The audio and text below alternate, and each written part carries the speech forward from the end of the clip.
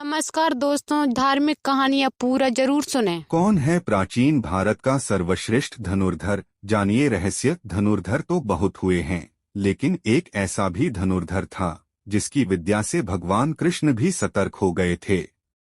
एक ऐसा भी धनुर्धर था जिसको लेकर द्रोणाचार्य चिंतित हो गए थे, और एक ऐसा भी धनुर्धर था जो अपने एक ही बाण से दुश्मन सेना के रथ को कई गज दूर फेंक देता था। इन सभी के तीर में था दम, लेकिन सर्वश्रेष्ठ तो सर्वश्रेष्ठ ही होता है। आप सोच रहे हैं कर्ण सर्वश्रेष्ठ है, तो जवाब है नहीं। आप कितना ही सोचे कि कौन होगा प्राचीन भारत का सर्वश्रेष्ठ धनुर्धर, तब भी आप शायद ही समझ पाएं।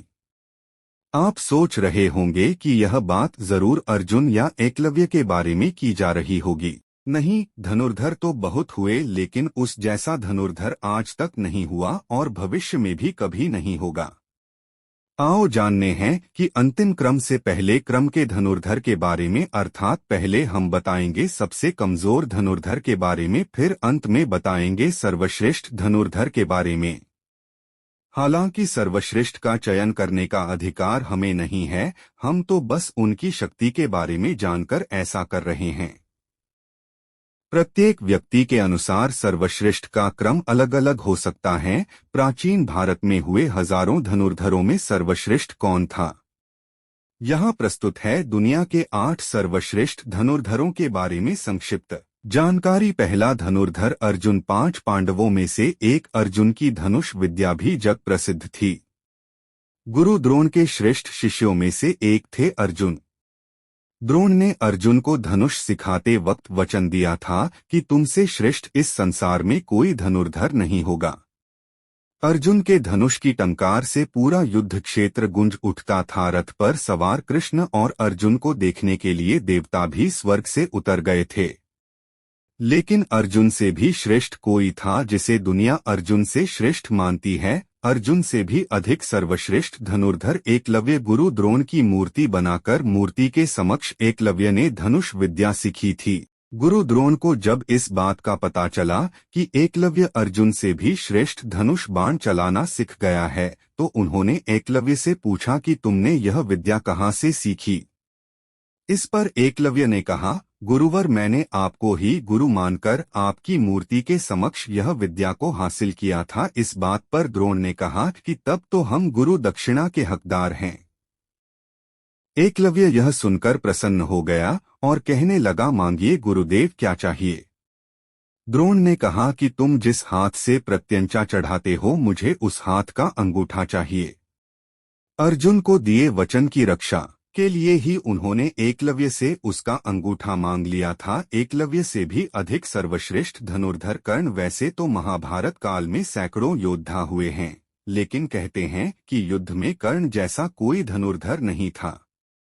कवच और कुंडल नहीं उतरवाते तो कर्ण को मारना असंभव था। कर्ण के अर्जुन और एकलव्य से श्रेष्ठ धनुर्धर होने का प्रमाण यह है कि कर्ण के तीर की इतनी ताकत थी कि जब वे तीर चलाते थे और उनका तीर अर्जुन के रथ पर लग जाता था तो रथ पीछे कुछ दूरी तक खिसक जाता था। कृष्ण अर्जुन से कहते थे कि जिस रथ पर मैं और हनुमान विराजमान हैं, उसके इस तरह पीछे धकेले जाने से पता चलता है कि कर्ण की धनुर्विद्या में बहुत बल है। अर्जुन, एकलव्य और कर्ण से भी कोई श्रेष्ठ धनुर्धर है? बर्बरीक महाभारत काल का सर्वश्रेष्ठ धनुर्धर था। युद्ध के मैदान में भीम पौत्र बर्बरीक दोनों खेमों के मध्य बिंदु एक पीपल के वृक्ष के नीचे खड़े हो गए और यह घोषणा कर डाली कि मैं उस पक्ष की तरफ से लड़ूंगा जो हार रहा होगा। भीम के पौत्र बर्बरीक के समक्ष जब अर्जुन तथा भगवान श्री कृष्ण उसकी वीरता का चमत्कार देखने के लिए उपस्थित हुए, तब बर्बरीक ने अपनी वीरता का छोटा सा नमूना मात्र ही दिखाया। कृष्ण ने कहा कि यह जो वृक्ष है, इसके सारे पत्तों को एक ही तीर से छेद दो तो मैं मान जाऊंगा। बर्बरीक ने आज्ञा लेकर तीर को वृक्ष की ओर छोड़ दिया। जब तीर एक एक कर सारे पत्तों को छेदता जा रहा था, उसी दौरान एक पत्ता टूटकर नीचे गिर पड़ा। कृष्ण ने उस पत्ते पर यह सोचकर पैर रखकर उसे छुपा लिया कि यह छेद होने से बच जाएगा। लेकिन सभी पत्तों को छेदता हुआ वह तीर कृष्ण के पैरों के पास आकर रुक गया। तब बर्बरीक ने कहा, प्रभु आपके पैर के नीचे एक पत्ता दबा है, कृपया पैर हटा लीजिए, क्योंकि मैंने तीर को सिर्फ पत्तों को छेदने की आज्ञा दे रखी है, आपके पैर को छेदने की नहीं। उसके इस चमत्कार को देखकर कृष्ण चिंतित हो गए। भगवान श्री कृष्ण यह बात जानते थे कि बर्बरीक प्रतिज्ञावश हारने वाले का साथ देगा। यदि कौरव हारते हुए नजर आए तो फिर पांडवों के लिए संकट खड़ा हो जाएगा, और यदि जब पांडव बर्बरीक के सामने हारते नजर आए तो फिर वह पांडवों का साथ देगा। इस तरह वह दोनों ओर की सेना को एक ही तीर से खत्म कर देगा। बर्बरीक से भी कोई था सर्वश्रेष्ठ लक्ष्मण, राम के छोटे भाई लक्ष्मण को कौन नहीं जानता। लक्ष्मण ने अपने तीर से रेखा खींच दी थी। उस रेखा में ही इतनी ताकत थी कि कोई भी उसके उस पार नहीं जा सकता था। लक्ष्मण की धनुष विद्या के चर्चे दूर दूर तक थे। शास्त्रों अनुसार लक्ष्मण को श्रेष्ठ धनुर्धर माना गया है। लक्ष्मण ने रामरावण युद्ध के दौरान मेघनाद को हराया था, जिसने युद्ध में इंद्र को परास्त कर दिया था, इसीलिए मेघनाद को इंद्रजीत भी कहा जाता है। लक्ष्मण से भी कोई सर्वश्रेष्ठ धनुर्धर थे भगवान श्री कृष्ण सर्वश्रेष्ठ धनुर्धर भी थे। यह बात तब पता चली जब उन्होंने लक्ष्मणा को प्राप्त करने के लिए स्वयंवर की धनुष प्रतियोगिता में भाग लिया था। इस प्रतियोगिता में कर्ण, अर्जुन और अन्य कई सर्वश्रेष्ठ धनुर्धरों ने भाग लिया था। द्रौपदी स्वयंवर से कहीं अधिक कठिन थी लक्ष्मणा स्वयंवर की प्रतियोगिता। भगवान श्री कृष्ण ने सभी धनुर्धरों को पछाड़कर लक्ष्मणा से विवाह किया था। हालांकि लक्ष्मणा पहले से ही श्री कृष्ण के अपना पति मान चुकी थी, इसीलिए श्री कृष्ण को इस प्रतियोगिता में भाग लेना पड़ा। श्री कृष्ण के धनुष का नाम शारंग था। श्री कृष्ण से भी सर्वश्रेष्ठ धनुर्धर है कोई भगवान श्री राम। एक बार समुद्र पार करने का जब कोई मार्ग नहीं समझ में आया तो भगवान श्री राम ने समुद्र को अपने तीर से सुखाने की सोची, और उन्होंने तरकश से अपना तीर निकाला ही था और प्रत्यंचा पर चढ़ाया ही था कि समुद्र के देवता प्रकट हो गए और उनसे प्रार्थना करने लगे थे। भगवान श्री राम को सर्वश्रेष्ठ धनुर्धर माना जाता है।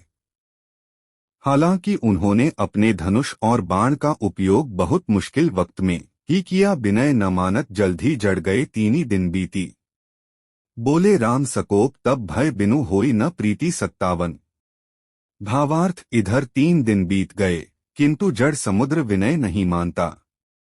तब श्री राम जी क्रोध सहित बोले, बिना भय के प्रीति नहीं होती। 57। लक्ष्मण बान सरासन आनु, 100 बारिधि बिसिख कृसानु। 60 सन बिनय कुटिल सन प्रीति, सहज कृपन सन सुंदर नीति एक। भावार्थ, हे लक्ष्मण, धनुष बाण लाओ, मैं अग्निबाण से समुद्र को सोख डालूं। मूर्ख से विनय, कुटिल के साथ प्रीति, स्वाभाविक ही कंजूस से सुंदर नीति, उदारता का उपदेश, एक ममतारत सन ज्ञान कहानी। अति लोभी सन बिरती बखानी, क्रोधी ही समकामी ही हरिकथा।